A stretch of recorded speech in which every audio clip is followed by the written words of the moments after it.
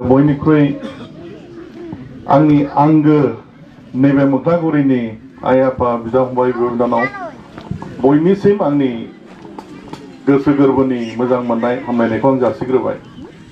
बहुतानो बधाय आंखौ सिनाया ना, सोरबा सोरबा दाख्लै थांदों 30-40 जनसो थांदों बे एरियानि। आंनि न'आव बामुनगाव आंनि न' बाहाय थांदों, दाखालि रायलायहैदों, ओरै प्रग्राम लादों बाहाय फैनांगौ होननानै। दे जागोन दे होनहरदोंमोन आं। दा खोथाया जाहैबाय दहायनिफ्रायनो आंखौ एमएलए जासिगोन एमएलए केन्डिडेट होनबाय थादों।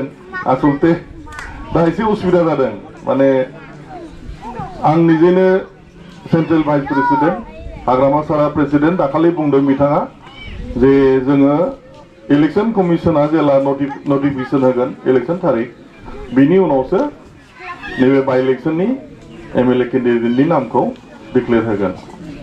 दा जों बेखौ नेनांगोन। बांद्राय हुलुस्थुलजों मिडियायावबो आंनो जाखाबायबो होननो हाला, एसे उसुबिदा जादों। होमबाबो रायजो राजाफ्रा नोंथांमोना मिथिखाबाय हयथ'। जोङो आवगायलांनि नङा होमबा, देरहानांगोनबो। पार्टी हिसाबै दा देरहायाबा बिराद गाज्रि मोनसे अबस्था थासारि फैफिनबावगोन आरोबाव। खारन जों नुगासिनो दानि जिथु बिटिआर सरकार, आं बारा गोबाव बुङा, एसे थाब फोजोबगोन आं। दानि जिथु बिटिआर सरकार, बिसोरो एखेबारे जोंनि थासारिखौ गाज्रि खालामथारबाय। जेरैथिंबो एखेबारे लाजाथारला, गासिबो थगायजोबनाय। दहायनिफ्राय बुंखाबायना, एखेबारे मोनफा मोनफा बुंबाय। आंबो एसे दाजाबनो सानदों।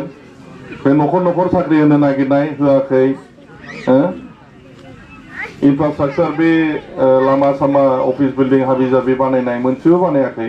आच्छा नैबे लामायाथ' जेबो गैथ्रामोनलाय आगोलाव, फिसा मोनसे आलि बादिसो मोना।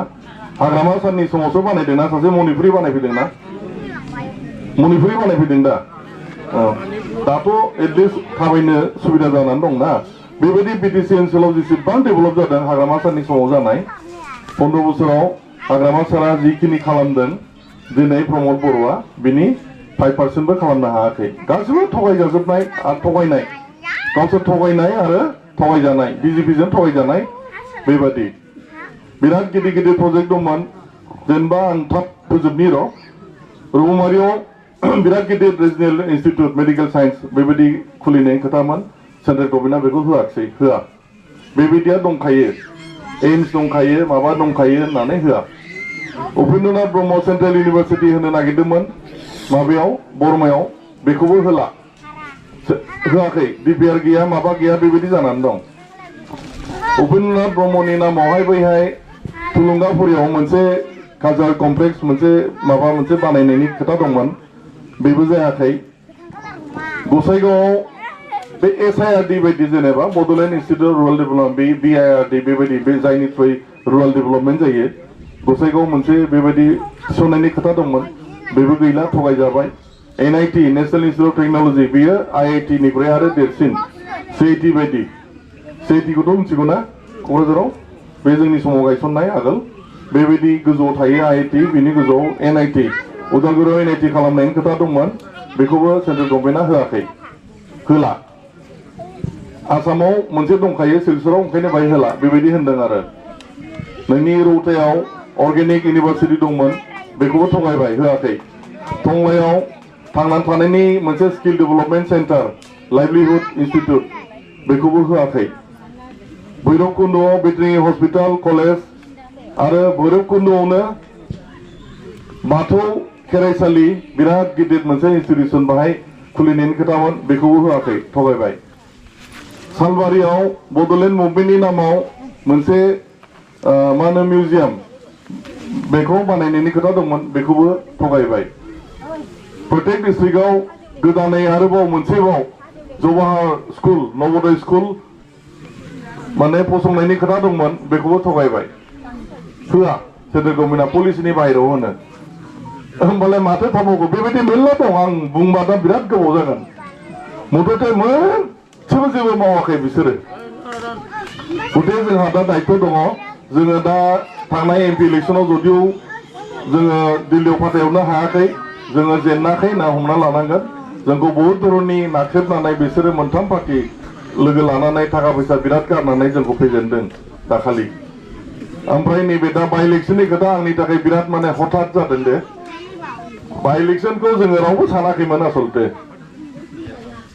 एमपि जोंना खाम्बा बरगयारी सारा एमपि जानानै थांखासिगोन दिल्लीयाव आरो बे ओनसोलनि गासिबो जौगानायनि खामानिखौ बेहाय मावगोन बुंहैगोन बयबो आसा लानानै दंमोन जेननायखौ रावबो सानाखैमोन नैबे बाइ इलेक्सना एखेबारे हठात जादों होमबाबो जोङो गेलेनांगोन बाइ इलेक्सनखौ जोङो जेरैबाबो देरहानांगोन जोंनि पार्टिनि थांनानै थानायनि जोंनि रायजोफोरनि थांनाय थैनायनि खोथा दङ माने डु अर डाइ होनो जोङो भबिष्यत जोंनि बे ओनसोलखौ जुदि जोङो जौगाथिनि लामायाव लांनांगौबा जोङो आरो शान्तिनि मोनसे परिबेसाव दोनबाय थानांगौबा जोङो खिन्थु बिपिएफखौनो आरो पावाराव लाबोफिननांगोन दा बे बाइ इलेक्सनाव जों देरहाथारोबा जोंहा बिटिसि इलेक्सनाव सहज जागोन 2025आव आरो बिटिसि इलेक्सननि उनावहायनो आरो एमएलए इलेक्सना फैबावगोन एसेम्बलि इलेक्सना 2026आव बे थांबाय थागोन आरोखि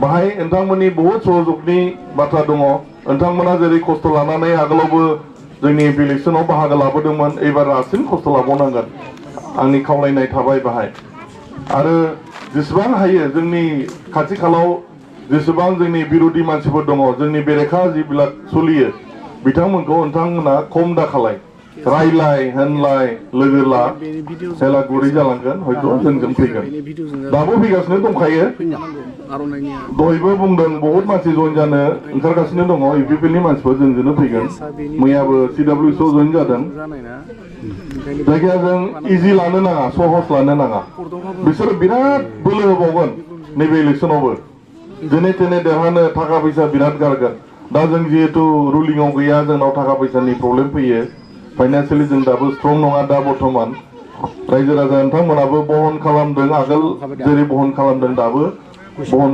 खालामनांगोन गावबा गावनो एसे खस्थ' लानांगोन जिखिनि हायोथ' जोङो पार्टिनिफ्राय खालामगोन बहाबा हास्लाबाबा गाज्रि मोननो नाङा जों रायजोनि खाथिराव जोङो बेखिनिखौ खालामलांनांसिगोन नङाबा भबिष्यत जोंनि फिसा फिसौफ्रा आरो बहुत खस्थ' मोनबावगोन बोरैबा जुदि फैगौ बिटिसिआ जुदि जोंनि आखायाव फैयाबा 25आव जुदि एगेइन आरोबाव जुदि बिजेपि लाइनाव थाङोबा जों खिन्थु सेस जेबो थाहैनाय नङा बिसोरथ' धर्मआवबो आखाइ होबाय माइनरिटिफोरनि उपराव अत्याचार सामोना बहुत थांखो माइनरिटिनि उपराव अत्याचार ख्रिस्टानफोरनि उपराव अत्याचार बहुत आयेन कानुन बानायबाय माने धर्मआवबो आखाइ होबाय बिसोरो जोंखौ सान्थि दोनाथ' बिजेपिआ दा इउपिपिएलआ बुजियाखै माब्रै इसेबां थगायजाबाय थाखो बिसोरलाय बुजियाखै ना पावारनि थाखायनो बेबायदि गावखौनो एखेबारे गथायनानै थाबाय थादों जोंबो सन्देह जालायलाङो एखमबा